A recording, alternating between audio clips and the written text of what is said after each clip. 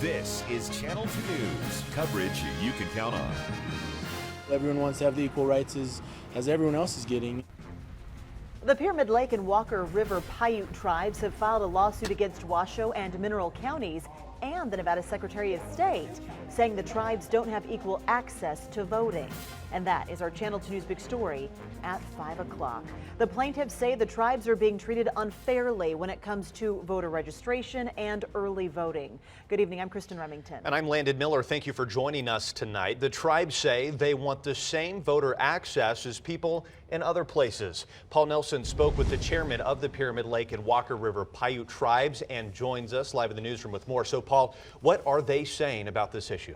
Well, Landon, they say it comes down to equality. Right now, people on the Pyramid Lake Reservation have to drive into Reno or Sparks in order to early vote, and Walker River tribe members have to drive to Hawthorne to do it.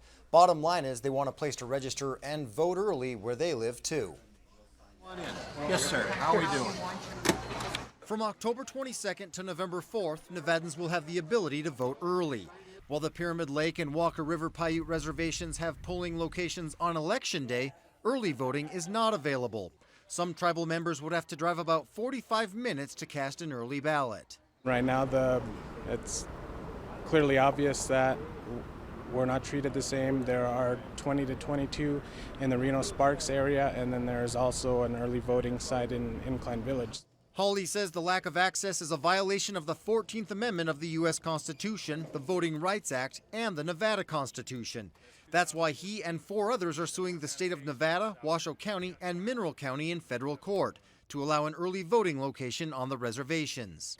You cannot restrict the right to vote on account of race. And when you say that the Indians get 2 days and the Anglos get 12, that's not equal.